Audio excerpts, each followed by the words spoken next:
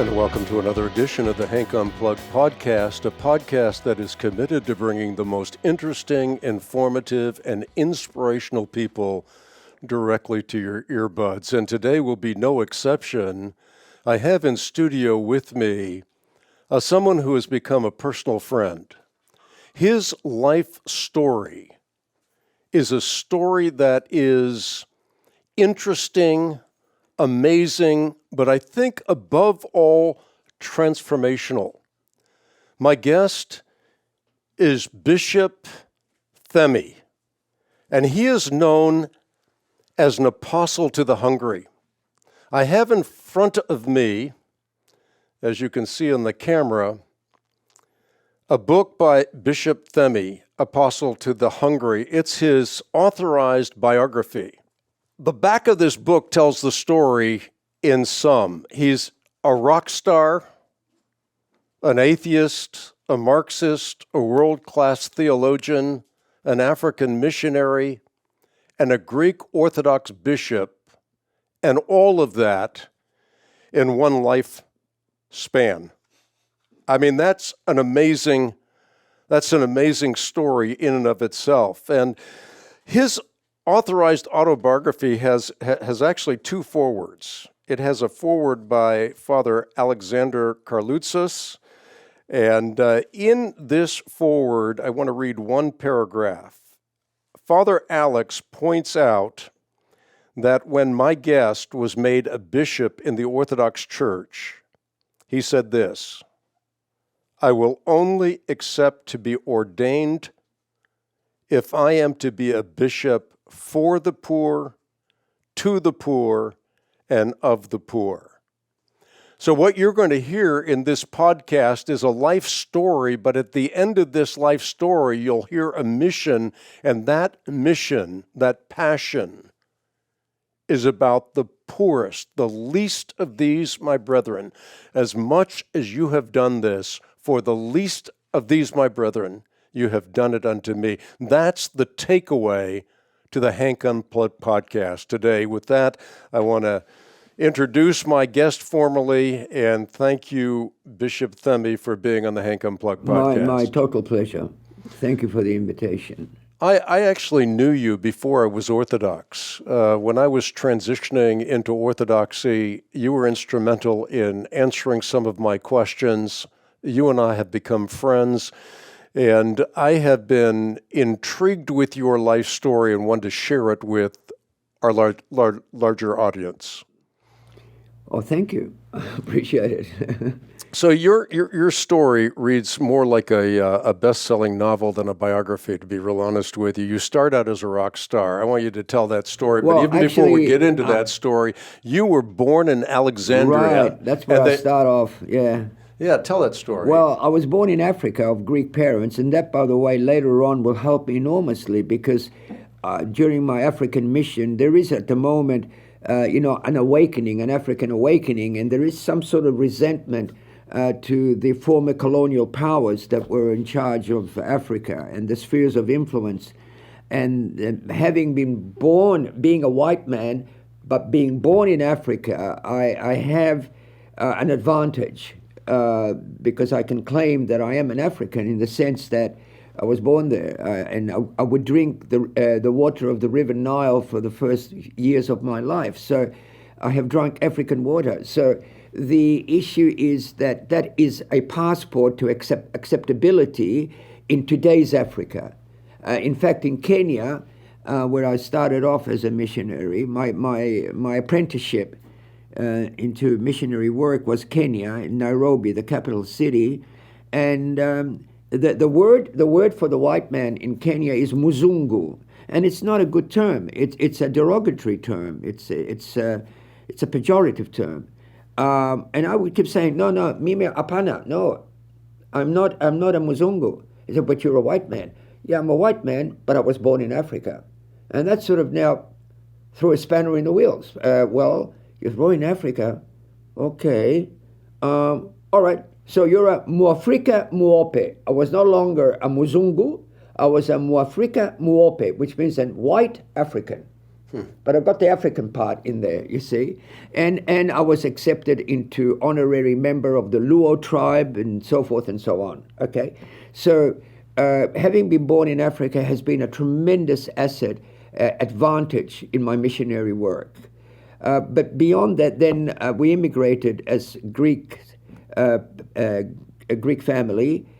We immigrated to Australia during the times of the Arab nationalist movements. The rise of, I don't know if you've heard of Nasser, became president, Colonel Nasser became president of Egypt.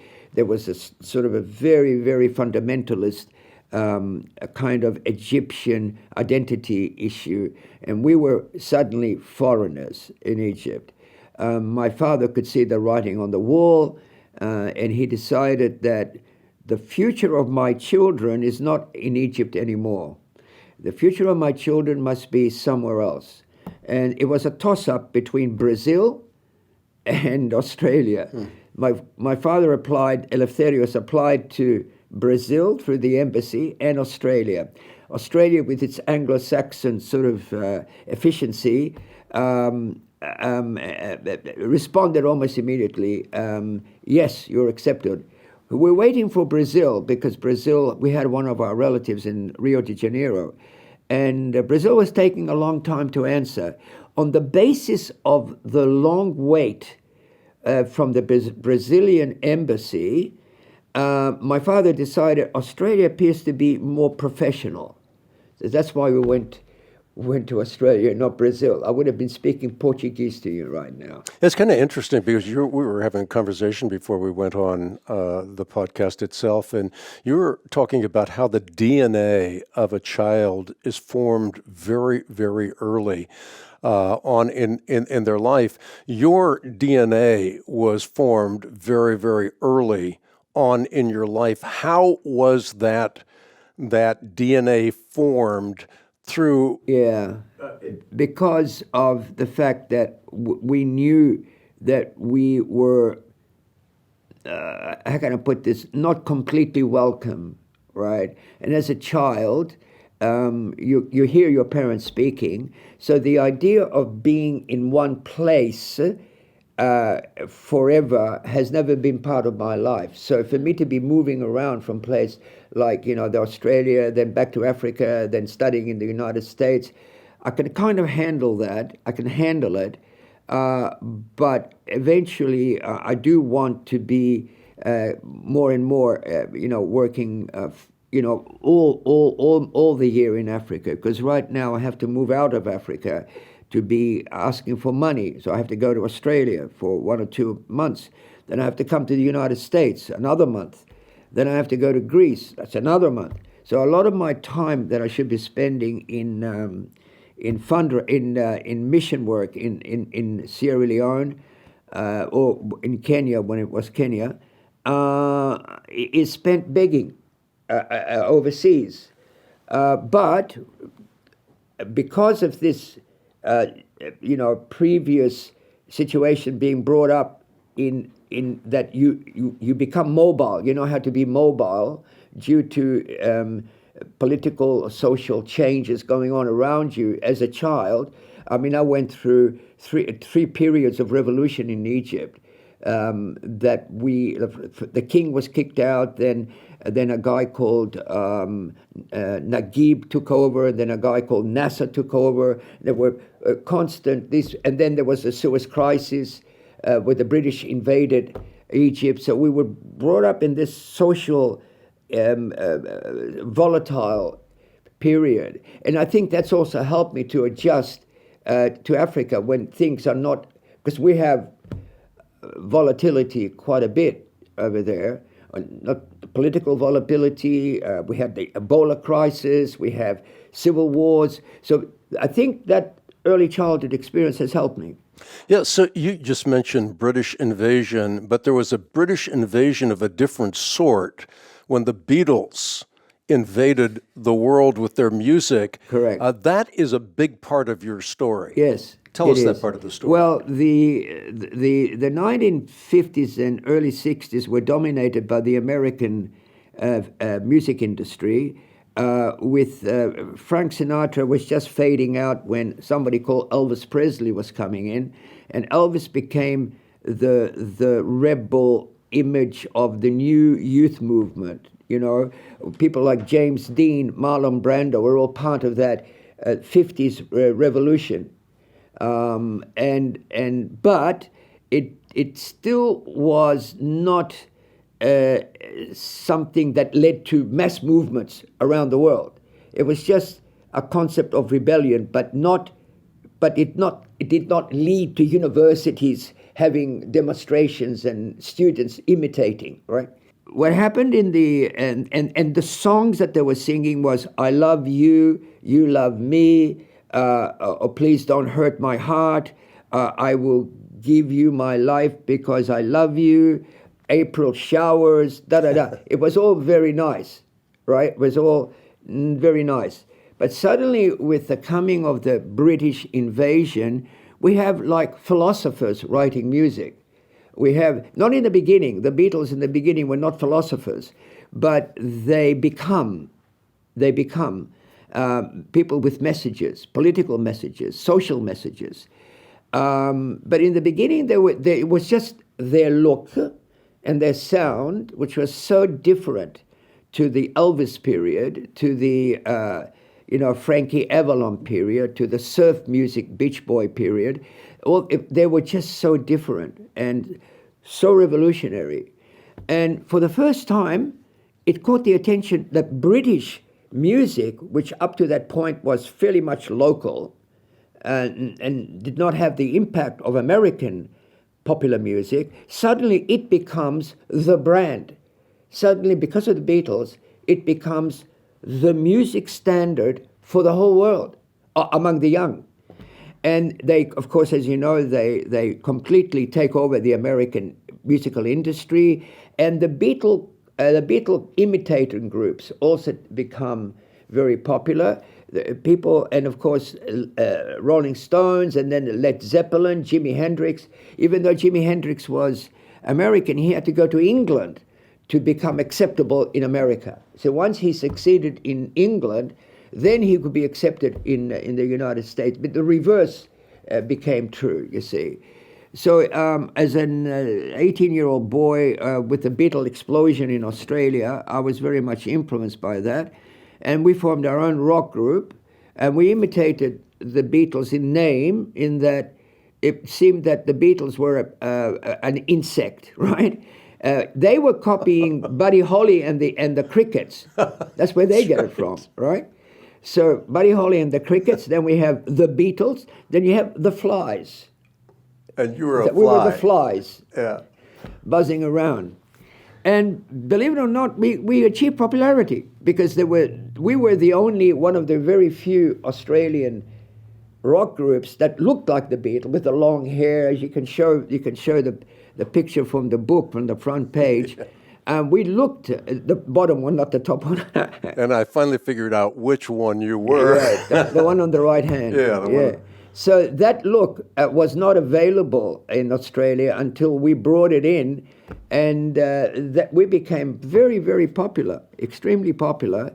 And so that was, in the height of our popularity was doing records, having hit records, but also Rolling Stones, being an opening act for the Rolling Stones when they came to Melbourne, you see.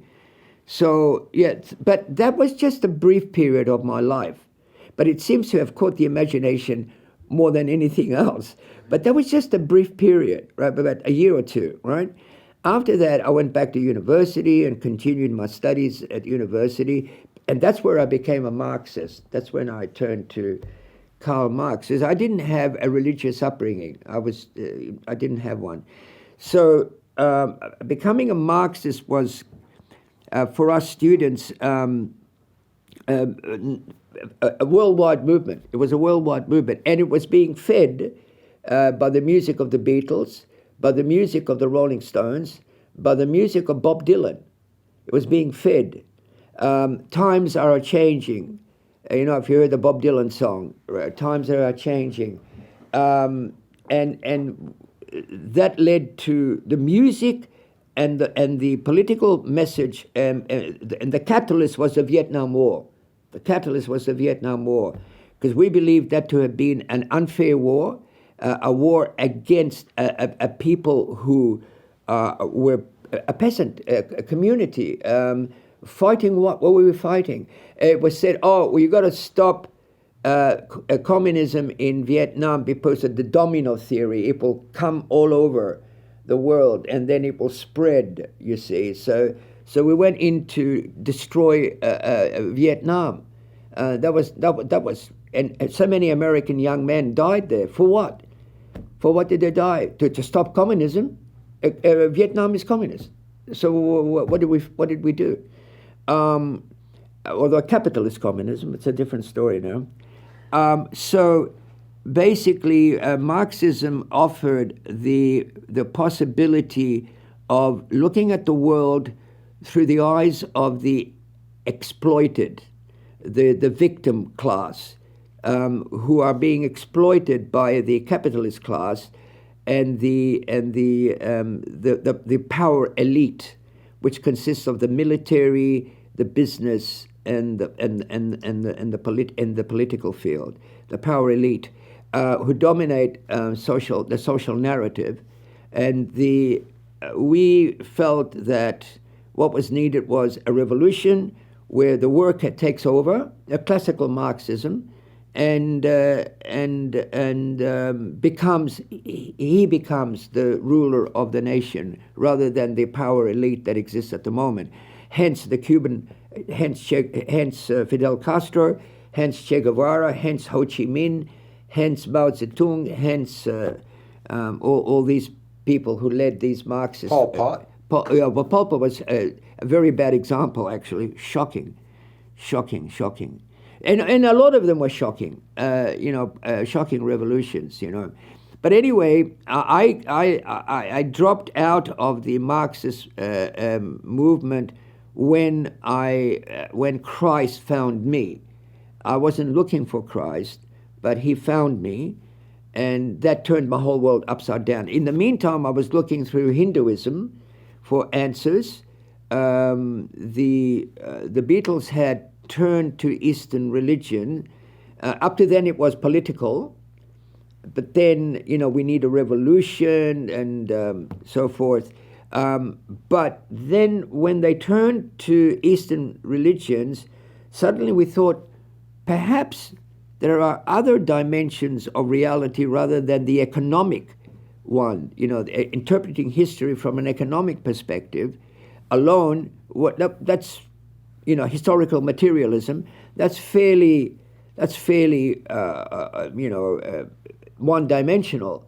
Perhaps there are other dimensions that we're not looking at, and at least they brought that to our attention, the spiritual dimension, that there is a spiritual dimension.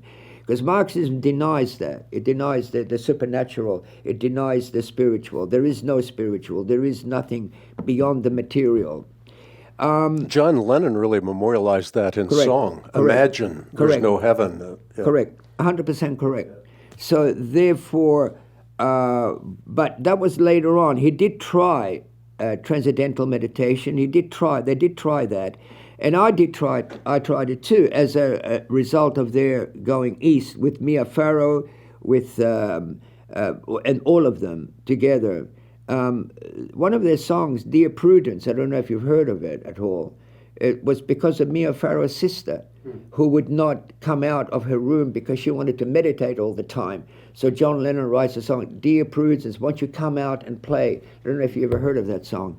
But so to that degree, we became aware that there might be another dimension besides the physical dimension, right? And so therefore I started exploring Hinduism, the Hare Krishna movement, not Christianity, because Christianity, according to Marxism, is part of the bourgeois class, part of the capitalist class. But Hinduism was something new. So we looked into that, and eventually it turned out there was one guru who had come to Australia in my city called Melbourne, and he was advancing his meditative system as it was postulated by the Avatar. They claimed that they were following the Avatar, who is God, who visits the earth every 200 or 300 years. The previous Avatar, according to most Indians, was a guy called Krishnamurti. I don't know if you're aware of him or not. I am. Yeah, good, excellent. So this new one was a 14-year-old boy, 14. And he was the creator of this Divine Light Mission, the Divine Light Mission. And we were following his guru who had come to Australia. One of my moments of change of life became or happened in one of these ashrams or one of these assemblies of disciples who seek knowledge, divine knowledge. Okay? It was the Divine Light Mission, wasn't it? Yeah, Yep. it was the Divine Light Mission. And so what happened was that the guru, I would attend these meditative classes or assemblies, whatever they're called, and the guru would go around different times, and he would tap you on the temple here, and he would say, "Receive knowledge, receive knowledge, receive knowledge, receive knowledge, receive knowledge."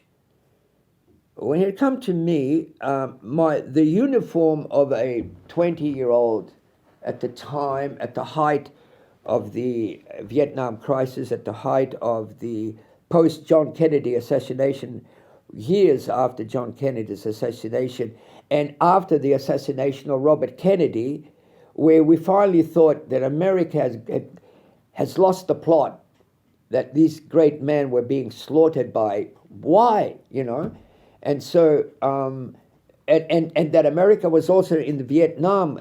We just thought, what on earth is happening to this country? What's happening? So there was a lot of sort of agitation, anti-American agitation among the students.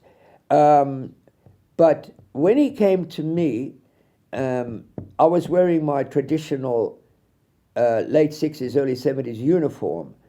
What's that? T-shirt with an imprint of Che Guevara, a beret with a feather on top, jeans, naturally, and hopefully with a hole around the knee, right? A tear around the knee. That always was part of the working class symbol, that you work on your knees, and therefore you put holes in your jeans, and probably just a purple coat of some sort. So and a cross, a big cross, right? The big cross was there because Black Sabbath wore crosses, and Led Zeppelin wore crosses. And they were our heroes. So, 21-year-old kid, 20-year-old kid, hey, Led Zeppelin wear crosses, Black Sabbath wear crosses, no problemo, I'll wear a cross too. If they had worn carrots around their neck, I'd wear a carrot too, or a watermelon, whatever it was. It just happened to be a cross, okay? So when the guru came to me for me to receive divine knowledge, he noticed that I was wearing a cross, and he suggested in somewhat firm ways that I remove the cross. That shocked me because that cross had no meaning for me at the time, no meaning at all. But for him, it had a meaning. It had a meaning for him, which it didn't have for me. So I wondered, what is this cross doing to him? It would be like you, I don't know, having a watch and somebody saying, remove your watch. And you're thinking, what's the big deal with the watch? What's happening with the watch? That draws your attention to the watch in a way that you wouldn't have before. So therefore, I started thinking, this thing is happening, it's doing something. So that was one of my first steps towards Christianity. His absolute negative, up to that point he was smiling, divine knowledge, received knowledge, and then, hey, you got to remove it. What is this? How come the change of attitude? So I started thinking about that, about what is this cross all about.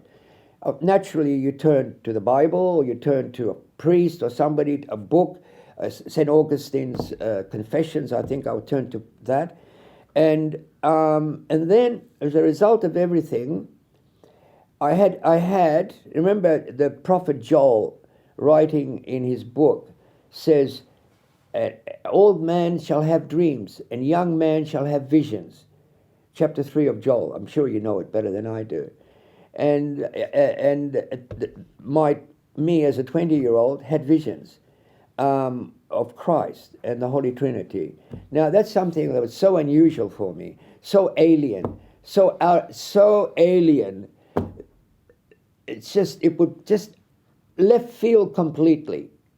What am I doing? Having visions of Christ, who up to this point I thought was a legend, a myth. That according to Nietzsche, it's only the weak who need the religion. It's only the weak who have no will and cannot stand on their own. The Uberman who doesn't need anything outside of himself or herself. And suddenly this turned my whole world upside down. Everything was turned upside down. And so I found the Christ of not the Christ that I was being taught, by the churches or by the evangelists, but the mystical Christ. The mystical Christ, you see. Well, would you say in that process you had some Damascus Road experiences? Yeah, absolutely. I mean, that's the only thing that would have changed me. I would never have become a Christian if it wasn't for those experiences.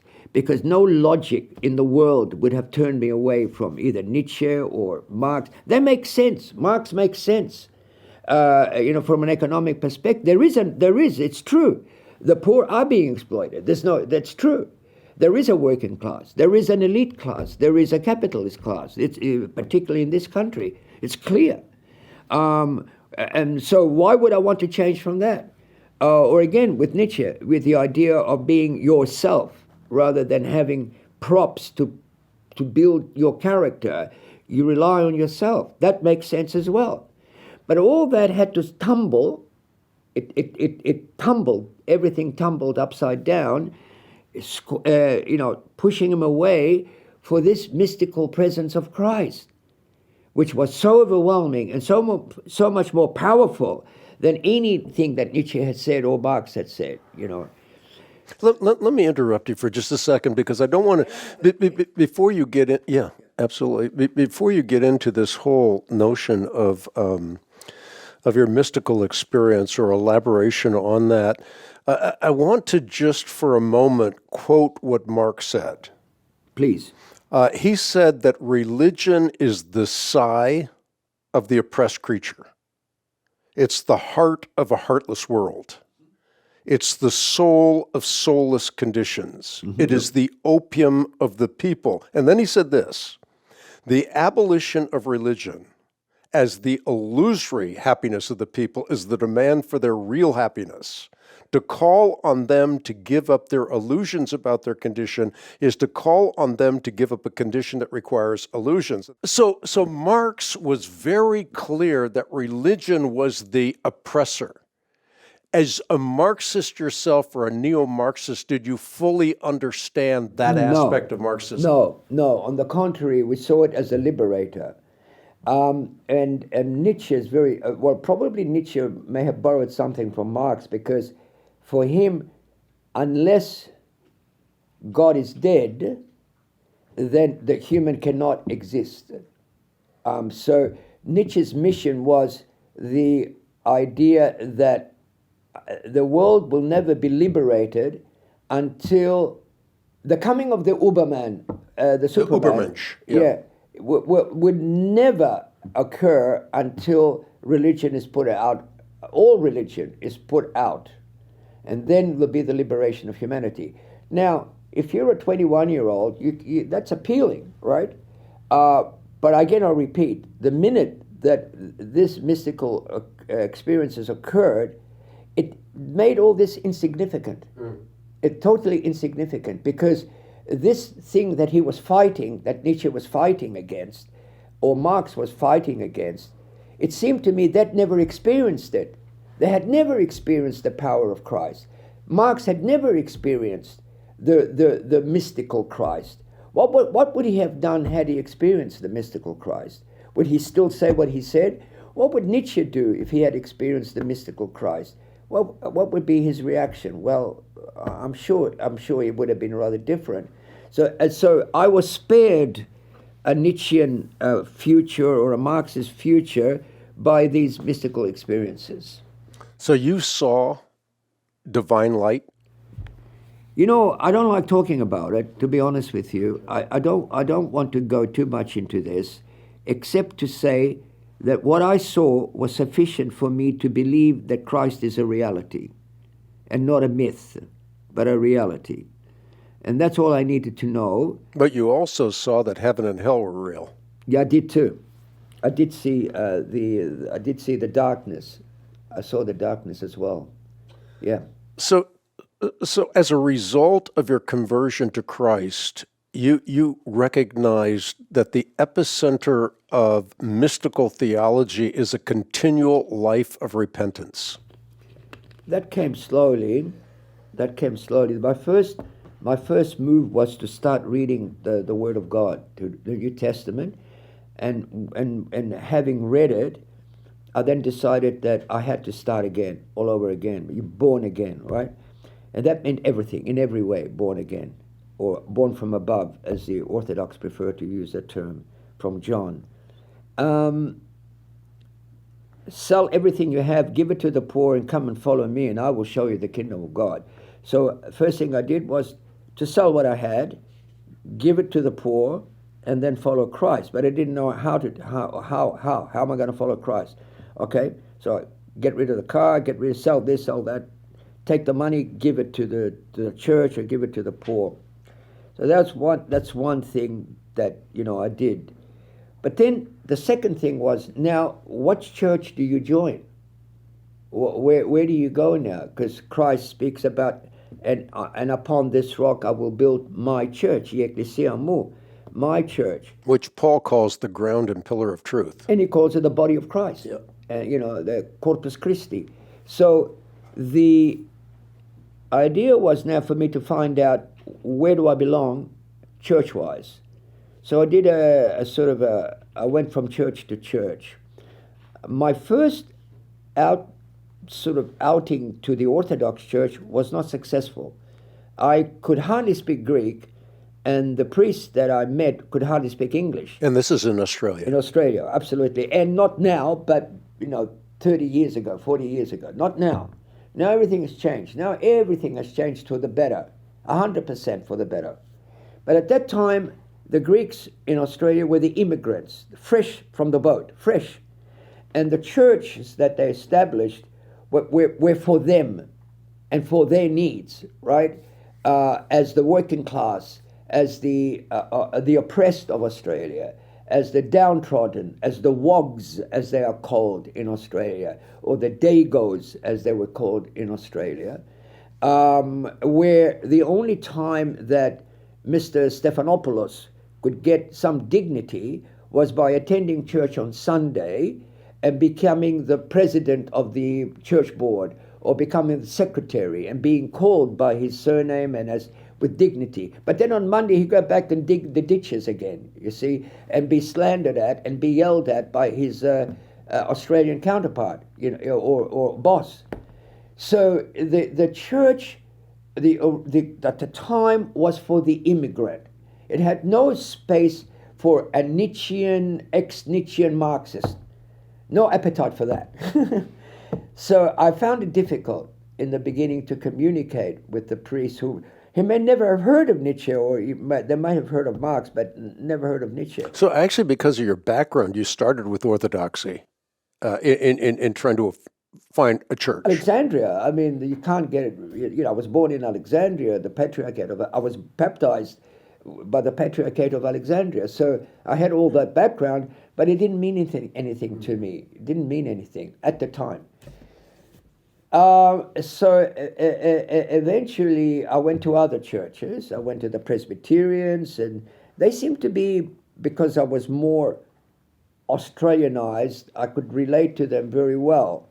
They would have me witness for the Lord. They would have me to talk about why I've changed my lifestyle, how I did it, and so forth and so on. And I went to other churches as well.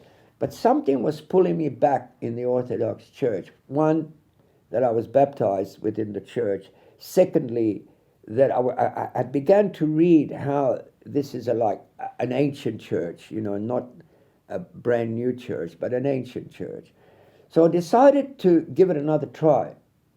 But this time to another parish, where I went and I spoke to the priest, and he seemed more understanding. And in fact, because I kept talking about the Bible says this, and he said, "Oh, okay, I think we'll make you a Sunday school teacher." So suddenly I became a Sunday school teacher on the basis of my reading of Scripture, you see.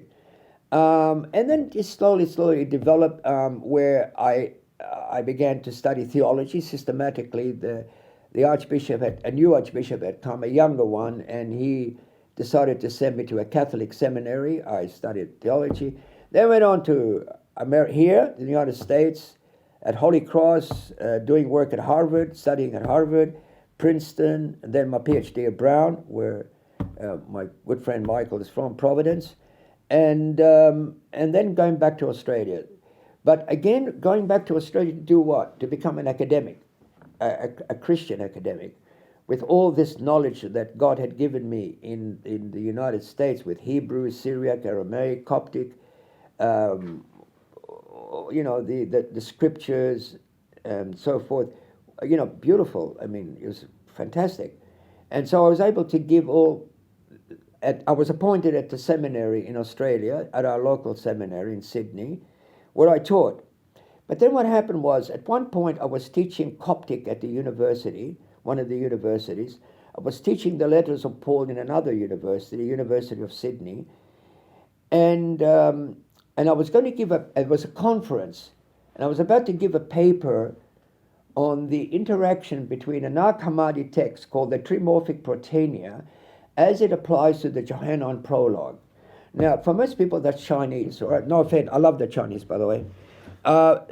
It was like so esoteric that even academics of the scriptures may not even be aware of what I'm talking about. But the Nag Hammadi texts were the Gnostic texts that were discovered in Egypt in 1945, and which throw a different light on early Christianity, the Gospel of Thomas, the Gospel of Mary Magdalene, the Gospel of Philip, etc., etc. Gospel of Judas. Well, I'm not sure whether that comes from Nag Hammadi, the Gospel of Judas. But anyway, so one of the texts, the Trimorphic Protenia, speaks about the Father, the Son, and the Father, the Son, and the Mother. I can't remember exactly, but here I am trying to work out what came first, the Gospel of John or the Trimorphic Protenia. If the Gospel of if the Trimorphic Protenia comes first, then hence John is using the Trimorphic Protenia as his model, right? Or vice versa. So I thought that was a really good paper, a fantastic paper, right? I should have had a lot of people coming to listen to it. I had 3 people come to it, and I had worked on it like for 3 or 4 months on this one paper using Coptic and all that. And then it was like that was a voice speaking to me without voice, and basically saying to me, look, you've given 3 months of your life or 4 months of your life, and the only people who benefit, if anything, even if they had benefited anything, is about 3 people. Look at what Mother Teresa is doing. As I was watching documentaries about her, look at what she's doing. She's helping thousands of people in a real way, not in a sort of a, academic tower way. Look at her. And that was another, now begins my other conversion experience, not from Christianity, but from academia to mission work. And by the way, part of that was with a Father Kennedy, a Roman Catholic priest. Ah, very good. Very good. Excellent. Yes. That was also reinforcement, where we had where I was in Sydney, we had a large Aboriginal community. They had, at that time, they were fairly poor. It was like an area of some problems, alcoholism and so forth. And Father Kennedy, a true priest, Roman Catholic, his church was open to the Aboriginal people, whereas our churches were, the local church was closed, precisely because they didn't want the Aboriginals to come in and steal the candles or whatever they would do. Whereas Father Kennedy, wide open. They could come in if they wanted to take anything, they could take it. If they wanted to smash anything, they could smash it. He was allowing them to do whatever they wanted to do, but he was accepted among the Aboriginal community, and he was a mentor to them, effective mentor. And I admired that. I admired that a lot. And I went up to him at some point, asking him, in what way can I be of some assistance or whatever? And he said to me, you go back to your academic tower. You don't belong here. You go back to your academic. He spoke very frankly. And that hurt me. I thought, well, why is he saying this to me, you know? But basically he was saying, you go back to your academic tower. You play your game. This is a real man's job here. This is not for you. You just go back and play your games. So all these things happened, and that convinced me that the Lord is showing me something here that I need to take seriously. And so the decision began to brew within me that I need to work with the poor, and no longer to be this elite academic. You're doing obscure papers that only 3 people could understand. And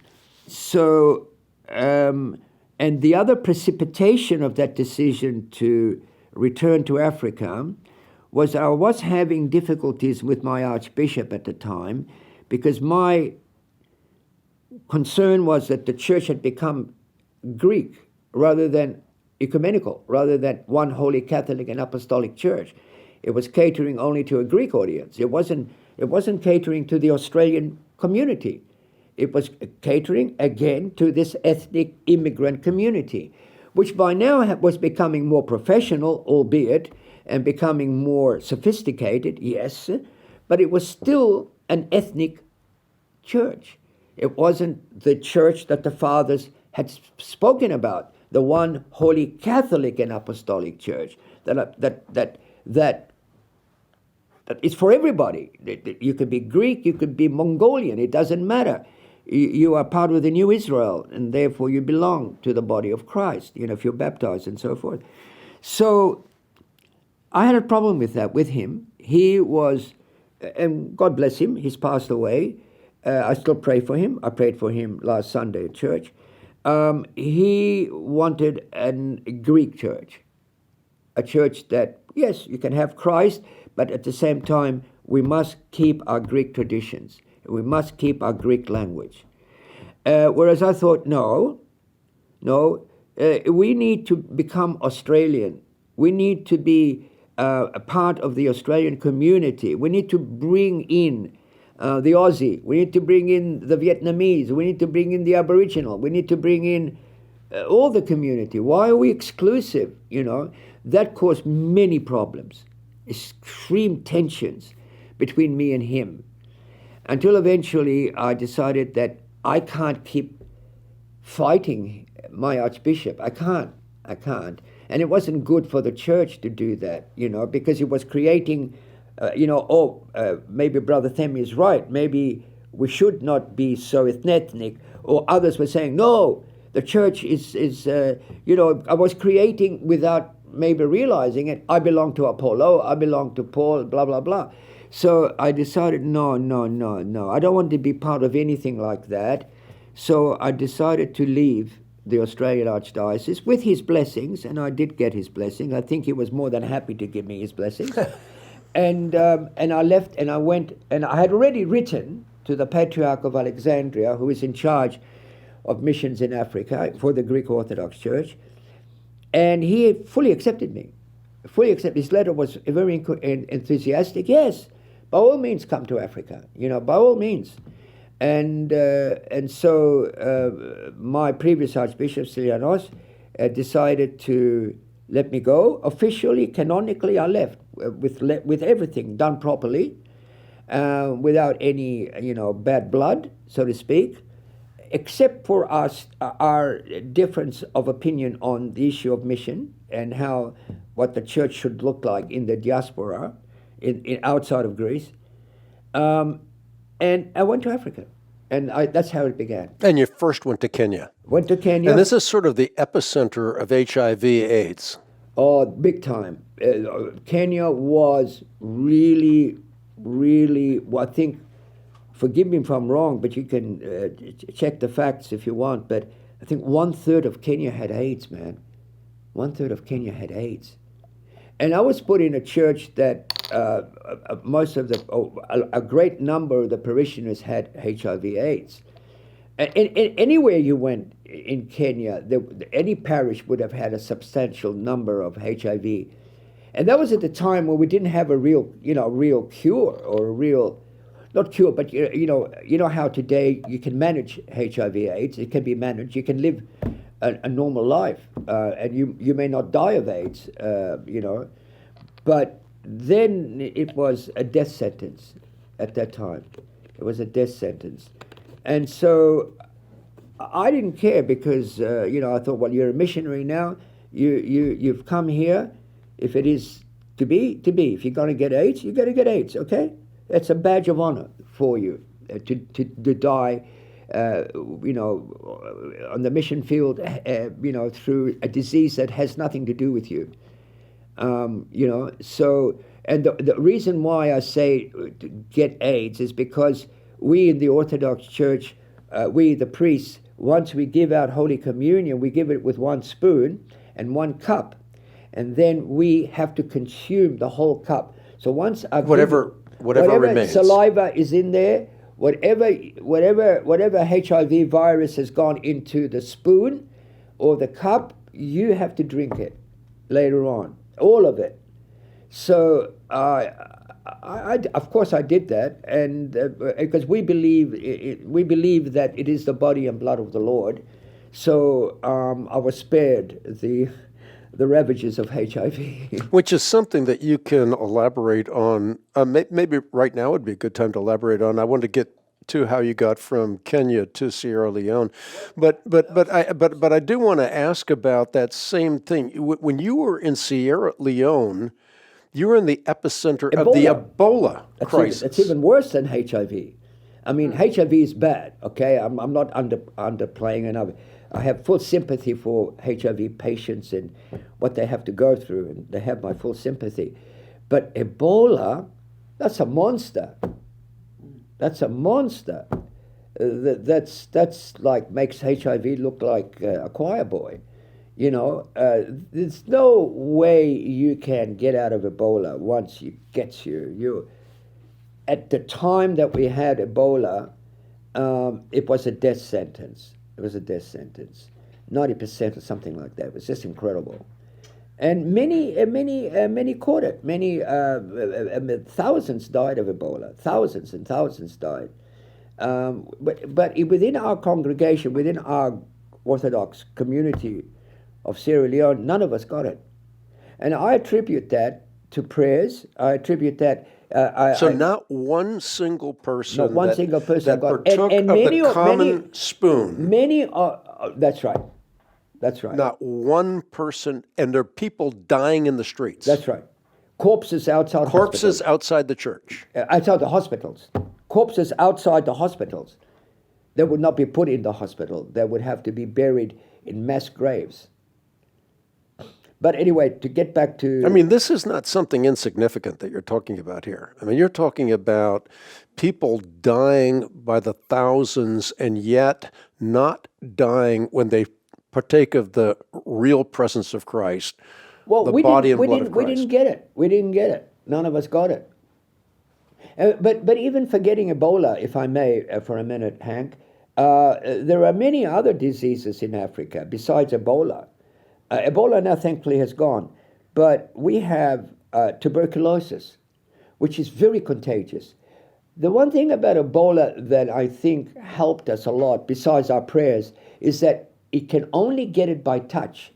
It's not like COVID. It doesn't go into the air. You can't breathe the Ebola. It doesn't work that way. The only way is by I touch you and you've been sweating or you some sort of liquid on your body, and I've got a cut, which I do have here on my finger, and that cut touches your liquid, boom, it's all over. That's why I started wearing gloves, and it's a habit I still have of wearing gloves. Plastic, those disposable gloves. So I would wear it all day long. So I wouldn't touch anything that was possibly Ebola based. But I didn't have to wear a mask because it's not an airborne disease as COVID is.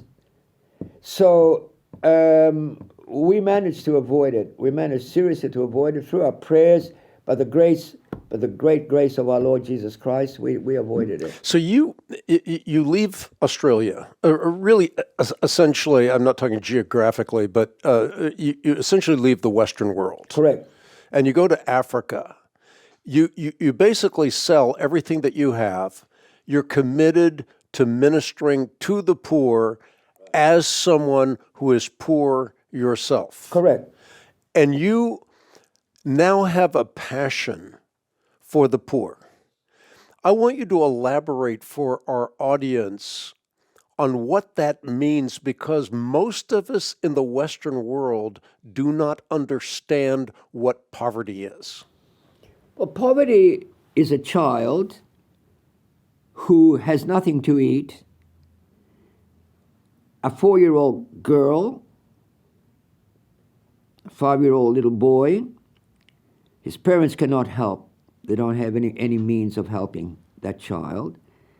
And that child is forced to go to rubbish dumps in the city to try to find something to eat, or digging through the mud in order maybe of finding metal or something to sell in order to eat. But there's no guarantee he or she is going to find anything. And therefore it could be 1, 2, 3 days that you will go without food. And the only solution is begging. There's no other solution. There's no social welfare system that you can rely on. The country cannot afford a system that a nation that's been destroyed by civil war for 11 years. They're only now starting slowly, with the grace of God, to recover, slowly recovering. But it's a slow process to recover from such catastrophe. And then we even had the Ebola coming for 2 years, where the nation was locked. We were locked. We couldn't get in or get out. So, given all these catastrophes that the nation had to bear, poverty, unfortunately, is the consequence. I mean abject poverty. I don't mean a relative poverty like you have here.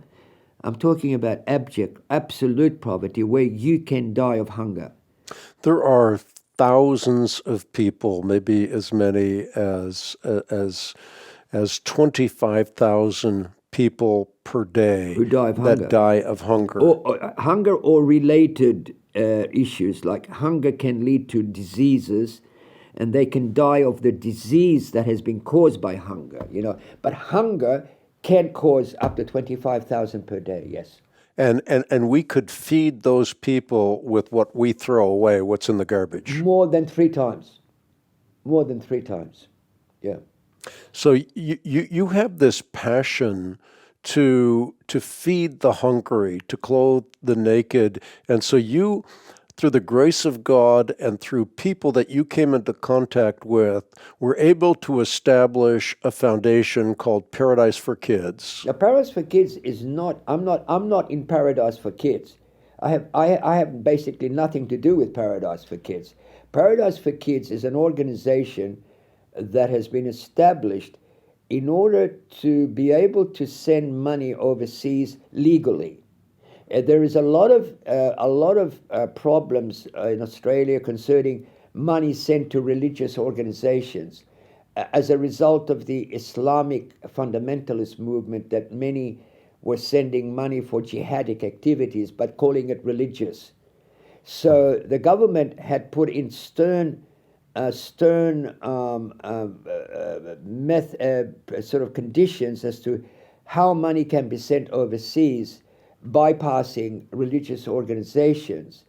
And so Paradise for Kids was established in order as a secular organization, so to speak, which would be sending money to Sierra Leone or Kenya or whatever I was, within the laws of Australia, within the legal. For example, while you can send money for a school, irrespective whether it's a religious school or a non-religious school, you can send money for that. You can send money. So what Paradise for Kids does is raise money overseas and send it to us. But we are a separate organization. We are the Orthodox Church. We are the boots on the ground. Paradise for Kids, like the Presbyterians that you meant and so forth, they raise money. That's their function, to raise money overseas, US, Australia, whatever, Paradise, England. And that money is sent. Paradise for Kids is not on the ground in Sierra Leone. There's nobody, it's not on the ground there. It's an overseas organization sending money to us. But there is a Paradise for Kids entity there simply to facilitate the transfer of money. And that's how you support the church, which is sort of the epicenter of everything that you're doing in Sierra Leone. Yes. Now, for the Greek donors, that doesn't apply. There is no law in Greece that prohibits sending of money to religious organizations. And even in the United States, there are different laws. But Paradise for Kids is useful for the Australian situation because we need to know what the laws are in terms of sending money overseas. So we try not to break the law in Australia, because that's where most of our money comes from, with the creation of this organization. Yes. So I want you to explain to me your pattern for mission in Sierra Leone, because it is a pattern that can be duplicated by God's grace. You establish a church, you establish schools, you establish indigenous missions. And there's a really interesting story related to that of a Muslim person who stole a car. You can fill in the details. I kind of have a sketchy understanding of it, but a Muslim man who stole a car. He crashed the car. He's brought back to you by the police. You were supposed to issue charges, but you don't. You say, no, we forgive. You forgive him. He's now a father in the church. Yes, he's a priest. Elaborate on that. Tell that story Father better than Alexander. I can. But you raised the previous question. The previous question was the methodology of mission. How do we do mission in Africa? I'll get to Father Alexander in a minute, but because I think your question is very important. How we do it in Sierra Leone is schools. We begin with a school. I don't begin with a church. I begin with a school. Now, why is that? One of our fathers of the Orthodox Church, Cosmas the Aetolian, during the time of the Turkish occupation, the Ottoman occupation of Greece, where the Greeks had more or less lost their language, they were being in some ways forced at night to go to school to learn about catechism. The secret schools of children would go late at night under the moonlight to learn the language and also to learn about the church. At Sunday school was basically done very late at night. They were called the crypta scholia, the hidden schools. And so basically, the idea that Saint Cosmas had is, once you develop a school, then you build a church. Because once you develop the school, you can teach the children in the school about geography, biology, etc., but you also teach them about God, right? And from there, you will have your priest that will come in, and then you build the church. But you can do the work of the church within the school. You can still worship. You can still, and because remember, they were under the Ottomans. So they had a lot of pressure on them. So instead of building churches, they would build schools, which looked to be innocent, right? From the eyes of the Turks, it seemed perfectly acceptable to build schools. But the schools would be used for religious purposes as well, you see. So therefore, and eventually, they would then be able to build their church with the permission of the Ottoman authorities. So I use that as the model for our mission. I build a school. Once I build the school and everything is running in the school, I will build a church next door. Right now, that's how it's working. In a place called Crubay, where is this horrible slum that I built a school in there. It used to be a garbage dump, really. It's still a garbage dump. It's a garbage dump where people live. And I built schools in rubbish dumps, okay? So, I've built the school without the church. But now I'm looking for money to build the church, because now they're ready. I have a chaplain in there. There's catechism going on. There's in the classrooms we do worship. On Sundays we open up 2 classes to with the folding doors. So we open it up and we have like a church, but it's in the school. So our schools is our weapon. It's our avant-garde. It's the front line of our mission. From the school we build the church. We build the clinic. We build the welfare centers, the charity centers. We build the and so forth, the orphanages. From the schools we begin, and that is our formula in Sierra Leone. I want to read something that I wrote. About Hassan, who became Father Alexander. You've nailed it. It's exactly what you say. He was forgiven for stealing the car. And he got so impressed by that because we obviously we respect Islam, but under Islamic law, a thief is treated quite differently to the way Christianity would treat a thief, and so he became so convinced that Christianity had the essence of love in it that he converted. He became Orthodox.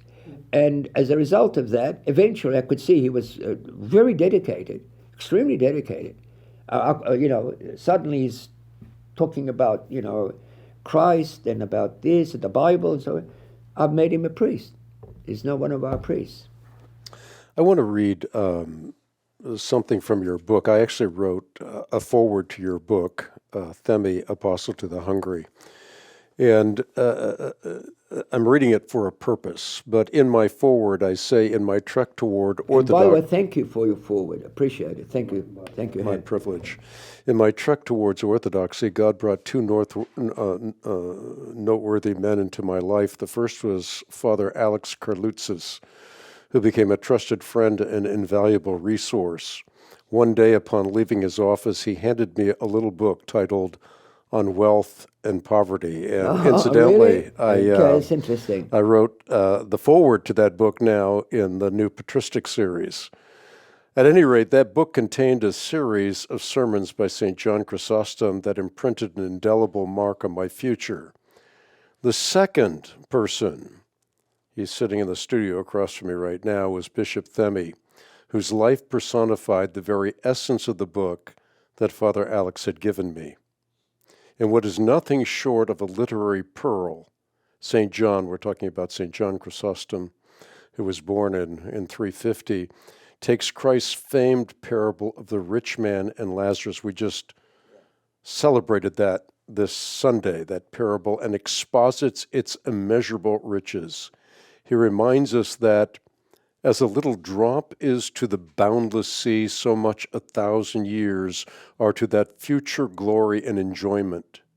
Through its pages, we become ever more cognizant that this present life is but a drop in the ocean of eternity. That time and what we do now directly impacts the waters of unending time. In profound and poignant fashion, St. John removes the masks and exposes the rich man as poor and poor Lazarus as the most affluent of all. For just as an actor may personify either a wealthy monarch or a destitute beggar, so wealth and poverty mask reality. When the rich man's mask is removed, when he dies, when he departs the theater of the present life, he is revealed as the poorest of all in that other world, so poor indeed that he was not even master of a single drop of water, but had to beg for this, and did not even attain it by begging. In that other world, the words of Christ take center stage. I was hungry, and you gave me food. I was thirsty, and you gave me drink. And as you did this for one of the least of these, my brethren, you did it to me. Thus, what we do now for the least of these, those in need of physical food and water, those who hunger for the bread of life and thirst for the well springs of living water, reflects our unmasked inner state, reveals whether we are truly of Christ. This, in essence, is what we may glean from the authorized biography of Bishop Themi, from the life story of a servant who personifies what it means to live in light of eternity, of a man who gave up fame, fortune, academic privilege, prestige, to assuage the hunger and thirst of the least of these, my brethren. And his story, and that's why I'm doing this podcast, his story impels us to do the same. We may not be destined to move to one of the poorest nations on earth, yet through the life story of Bishop Themi, we gain a template for living the duration of our lives with eyes fixed firmly on our eternal destiny. For the time when we, like Lazarus and the rich man, stand before a great white throne and books are opened, a time when all masks are removed, and we are judged according to what we have done as recorded in the books.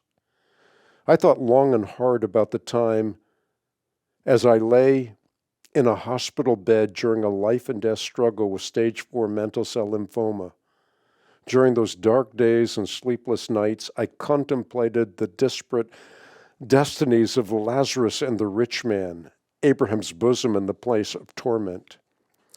In God's providence, the time of my death, as the time of yours, has been temporarily postponed. Paradoxically, during this postponement, I was afforded the opportunity to write the foreword to the updated edition of St. John Chrysostom's sermons on wealth and poverty. And by the way, we have those available through the ministry of the Christian Research Institute. But in it, I note that by absorbing the profundity of this patristic classic, we might yet arrive at a true valuation of things. And I say the same thing of Themi, apostle to the hungry.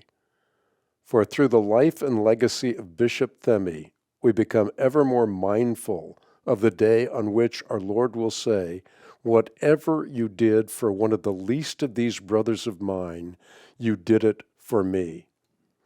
Well, this past Sunday, you preached a homily on that very message of Jesus Christ, on the rich man and Lazarus. It came just as a gift to me that Sunday, that I had such a classic text on my philosophy, so to speak. Yeah.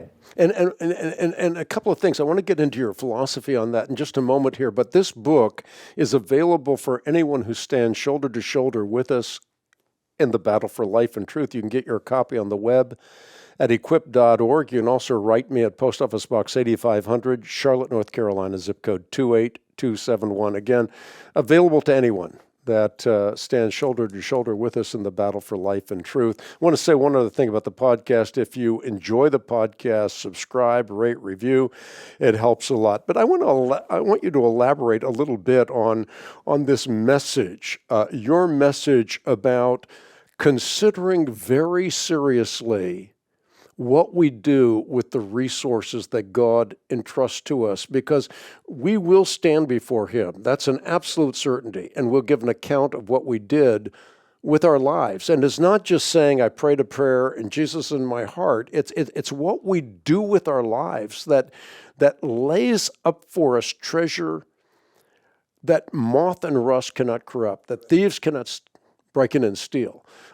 So Jesus said that where your treasure is, there your heart will be also. Talk about how important it is for us today to invest in the lives of the poor.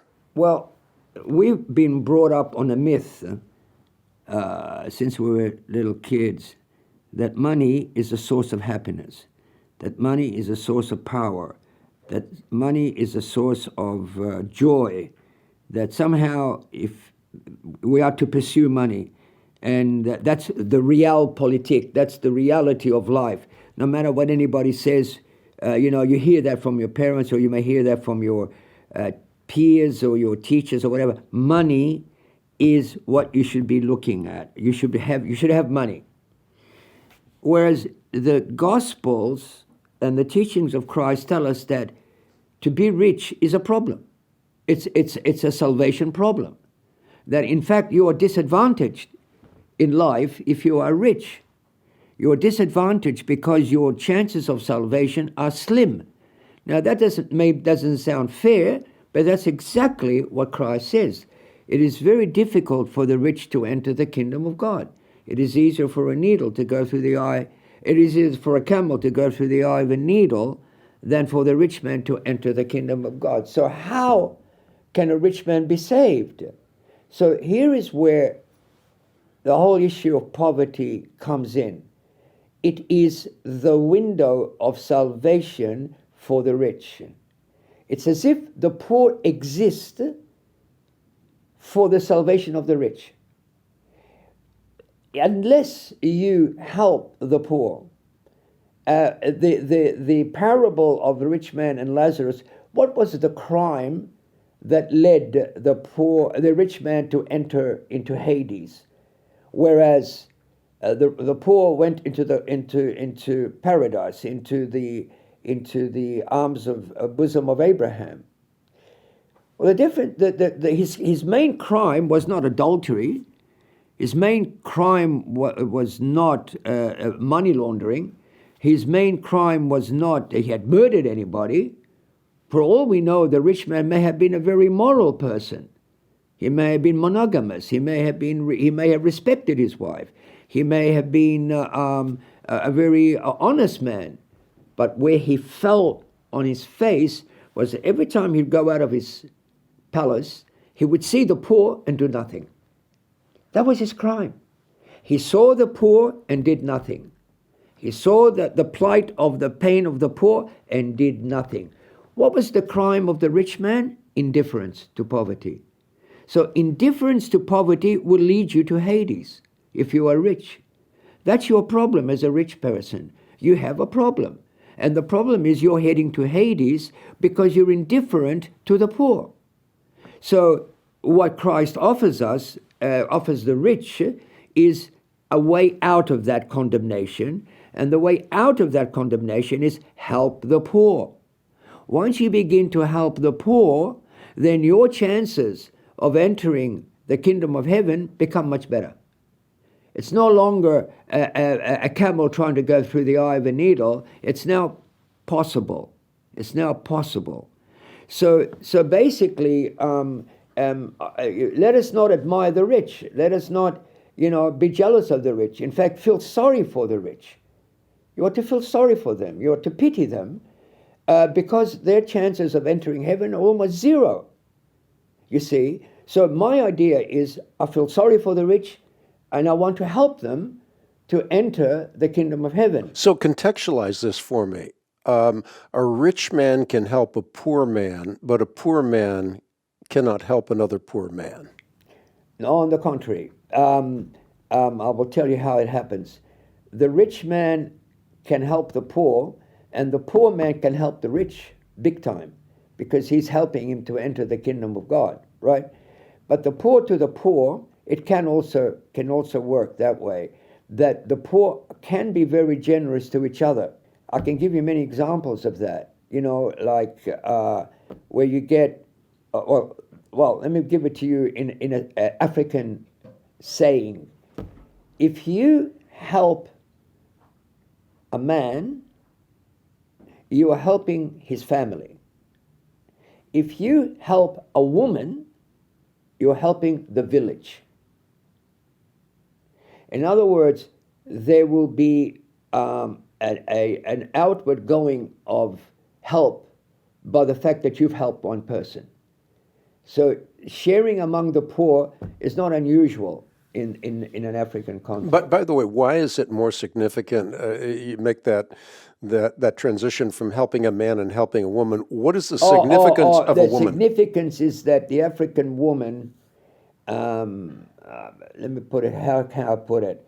The African woman is the backbone of Africa. The African woman is what preserves the family in Africa. The African woman is she who keeps the family and feeds the family, by and large. Now, that's a generalization, okay? And I keep saying, let those who give out the Nobel Peace Prize give it 1 year to the African woman. She, above all, brings peace and brings stability. She brings stability to Africa. I want to stick for a moment on what we're talking about with the rich. The founder of Paradise for Kids is a man who God has blessed mightily from a financial standpoint. And well, he claims that he was basically going through a hard time before financially, before the creation of Paradise for Kids. But since the creation of Paradise for Kids, he claims that he has been blessed with an abundance of wealth. Well, that's another really important point. But because he's helping. But that's another very important point, because giving is not a zero-sum game. Meaning you don't have just a pie this big and you take a slice out of it and you give, and then you only have this much remaining. That's what he says. I'm only repeating what he said. But the point remains that the more you give, the more you will receive. That's just a simple truth of the matter. I even get the kids in Sierra Leone to understand that. The poor kids, the destitute kids. What I do, I say to them, when they're in church, I say, okay, John, how many pencils do you have? I only have one, sir. Or Father, I want you to give it to the person next to you. But I won't have a pen. I said, don't worry. Give it to them and see how many pens you'll have next week and come and tell me. So I do experiments with them to learn how to give and not to be afraid, because God will reward them for giving. In giving you will receive. And I get back messages about that. Oh, yeah, it's true. So, but in the beginning it's very difficult, because if you only have one pen, you don't want to give it away, particularly if that's all your pen you have. But once you learn to give that pen away, and I try to do it to the little kids, then they learn that it's going to come back to you. 3 or 4 pens will come back to you. You see, so yeah. So you gave up virtually everything, but have you really given up anything? Meaning your life is a rich, full, and productive and very edifying life. You're changing the lives of many people, so you have been blessed. You've been given a reward, not only in the life to come, but a reward now. I seek first the kingdom of heaven. I'm not trying to act holy or anything like that, because I'm not. I am a filthy rag, but I can tell you right now, I am seeking the kingdom of heaven first. That's number one, right? As a result of that, God gives me the things that I need. So I don't have to worry about food. My salary is 11,000 euros a year. That's about $12,000 a year. That's my salary. And even then, I can't get it out of Greece. I has to stay in Greece. So basically, I live with the grace of God. Okay? I own nothing because everything I own is in other people's names. It's not in my name. I have a small unit in Australia, but that's under my sister's name. So basically, I don't own anything. But I see that as a blessing and power rather than weakness, because I see what God does for me. Blessed be his name. But I'll never go hungry. I'll always have a bed.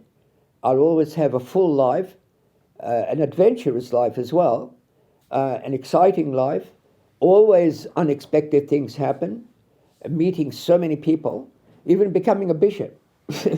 I mean, that is unbelievable. All these things happening, and yet they do happen. And that's only because you surrender to God completely. You surrender to him, but in confidence, not in fear, in confidence that whatever he says is true. And therefore, these other things you are seeking, like this bottle of water, which I never bought, but I'm drinking from it, shall be given unto you. Which reminds me of a joke. What kind of food, they asked Socrates, do you enjoy eating the most? He said, the one that other people buy for me. Yesterday, you had a little girl. I introduced you in a meeting yesterday, and there was a little girl there you brought up, and you asked her some poignant questions. You asked her, do you have How many a shoes? bed and shoes and so forth? Tell that story. Well, I do that quite a bit. I do that quite a bit. I in order to reinforce to the children how fortunate they are to live in a country like this one, or Australia, or Europe, how fortunate they are, and how they should not take it for granted. So what I do is I get them to realize that the number of shoes they have is far in excess of what is basically necessary in Africa. How the fact that a bed is a big deal. They never. How would a child know that a bed is a big deal, right? Or a pillow. A pillow is a big deal. A mattress is a huge deal. When we bring mattresses from overseas in containers, I have to have security guard as we take out the mattresses from the container. I have to make sure there's not a riot take place. A riot. A mattress is unbelievable. It's an unbelievable luxury. So let them understand as children, and there's something else that I'm concerned about, how much you spoil your children, you Americans, you Australians, you Europeans, how much you spoil Johnny, how much you spoil Suzanne. Whatever Suzanne wants, she gets. No. Every now and then say no. Little Johnny runs the show. Tell Johnny no. Tell him no. Because one day he's going to grow up and he's going to get a lot of no's outside, and he won't know how to deal with it. So we're tending to spoil a whole generation of young children and making them also obese. How can people support your mission? How can they? I have the man here. His name is Michael. Michael is a man from Rhode Island, though he's living in Massachusetts now. And I've known him from a child, and is a devout Christian, Orthodox. He's gonna tell you how. You can kneel down beside your bishop and No, kneeling down yet. No kneeling down. So, Yeah, Michael, you sit down here, man. No, I'm okay, Your Grace, please stay. No, you sit down. The gentleman who should be speaking, unfortunately, he's in Australia at the moment. I think as I walked in, you were talking about him, Hank, Louis Tumbas, and just like His Grace, Bishop Themi, Louis Tumbas, through somewhat of a miracle, had a big conversion in his life, and he came to Christ, and he was somewhat of a ruthless businessman. Forgive me if you hear this, Louis, but he he had a change in his life. He did a total 180, and he became somewhat of a righteous businessman. He dedicated his life to helping the poor, specifically through Bishop Themi, and back in about 2007, he created a charity, an organization in Australia known as Paradise for Kids, and he made it his life's work to help the poor through Bishop Themi. And Paradise for Kids has become a global entity now. It's established all over the world. It's a 501c3 here in the United States, and it is comprised completely of volunteers all around the world that help, and every dollar that Paradise for Kids raises goes to sponsor the Orthodox Mission in Sierra Leone, which is underneath the Patriarchate of Alexandria. And a lot of people in Australia didn't buy that Louis had this change of heart and this conversion. And on a personal note, he says the reason why he did it is that when Judgment Day comes and he's standing before the throne of Christ, he can point and say, "I'm with that guy," and hopefully that will be his ticket in. And hopefully I will say, "Yeah, I know him." So, but what if I'm in a bad mood? What will happen then? That'll be difficult for me. That's a joke for you. So let's sort of end this podcast by, I want to quote a little passage from the book of Revelation. People that know me know that I love the book of Revelation. It's only 404 verses, and the vast majority of them come directly from the Old Testament. So if you know the Old Testament, we don't read in the church. What's that? It's the only book we don't read in the lectionary in the church. Yeah. But it's because it became canonical way after the lectionary was compiled. But it is the revelation of Jesus Christ which God gave him to show his servants what must soon take place. And in Revelation chapter 21, the Apostle John sees a new heaven and a new earth, because the first heaven and earth have passed away, and there's no longer any sea. He sees the holy city, the New Jerusalem, coming down out of heaven, prepared as a bride, beautifully adorned for her husband, and he hears a loud voice from the throne saying, "Now the dwelling of God is with men, and he will live with them. They will be his people, and he'll be his God. He'll wipe every tear from their eyes. There'll be no more death, mourning, crying, or pain, for the older of things will have passed away. Behold, all things will have become new." These words are trustworthy and true. And what I think is so important about that passage is right now, Christ has not come in the second advent. And there's death, mourning, crying, or pain. And your message is, we are the instruments of Christ to alleviate that hunger and that thirst. And that we need to take that seriously. It's not something we can postpone. It's not something for another day, but it's something we need to be involved in right now. And actually, by meeting the physical needs of people, we so often have an opportunity to meet their spiritual needs as well. That story you told about the Muslim who you forgave, who has now become a father. That's a poignant story of how someone was met at the point of their need, and as a result of that, was utterly transformed from a spiritual perspective as well. Close us, Bishop Themi. Well, you've raised a couple of issues, all right? One of them is the need to take care of people who are suffering. That's a non-negotiable issue. Why? Because of all world religions and philosophies, the only one in which the founding figure identifies with the suffering, identifies in total solidarity.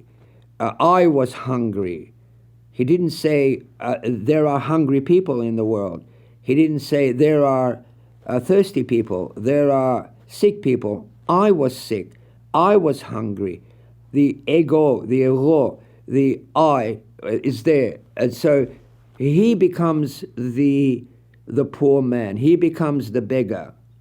There is a very interesting story told in the hagiography, the life of saints, whereby Saint Martin, Martinos in Greek, is walking along. He's a poor man, and he has an old jacket, an old coat, and he sees this beggar, and the beggar summons him and says, "Martin, I'm very cold. Martin, I'm very cold and hungry."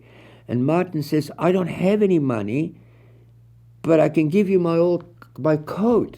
So he takes off his coat, even though it was cold, and he gives this beggar, this pathetic beggar, he gives him his coat, his old, torn coat. And the author of this tradition writes, at that very moment in heaven, when Christ was in his seat of glory, and the angels around him were chanting and praising him, not daring to look upon his glory, one angel who dared to look upon him and saw the Master sitting on the throne and asked timidly, "Master, why are you wearing this old coat?" And the answer came, "Because my friend Martin gave it to me." So this is the I was hungry, I was sick, This is unique to us Christians. So there's nothing more compelling and nothing more rewarding than serving the crucified Christ, the barefoot Christ, the hungry. That's how I survive there. Because I don't think I'm feeding Christ. So when I look at that kid who's crying, when I look at that woman who, without a husband, whose husband has left her, and she's got 4 kids, and she's desperate, I think, oh, well, this is Christ, and he's testing me, and that's how I'm able to do what I do. But if I just look at it from a secular point of view, or I'm doing charity, just another number of charity, but no, this is Christ. When I look at that guy without legs, he's crawling on the ground to come to me. They crawl on the ground. And I think, what would I do if I was like him? And I admire his courage, and he would look up without legs and say, I need your help. I need your help. I need your help. I look at the eyes. I say, this is Christ. This is Christ. This is the black Christ, So that is how I keep going with this. That's how I keep going. Well, that's an appropriate place to end, because Bishop Themi is, as the title of this book says, Themi, Apostle to the Hungry. It is available for those who stand shoulder to shoulder with us in the battle for life and truth. All you have to do is write me at Post Office Box 8500, Charlotte, North Carolina, zip code 28271, or just go to the web at equip.org. Thanks for tuning in to this edition of the Hank Unplugged podcast. May I thank you also, Hank, for inviting me here, and to all your listeners to continue to support you. You're a brave man. You've made some very brave decisions. You've also gone through so much in terms of your health, and you survived. And obviously God is keeping you in a good state at the moment for the reasons of his glory. So thank you. In the words of the Creole in Sierra Leone, thank you, beaucoup, beaucoup. Well, thank you. You're a dear friend, and I'm so privileged to know you. And thanks, everybody, for tuning in to this edition of the Hank Unplugged podcast. We'll see you next time with more of the podcast. So long for now.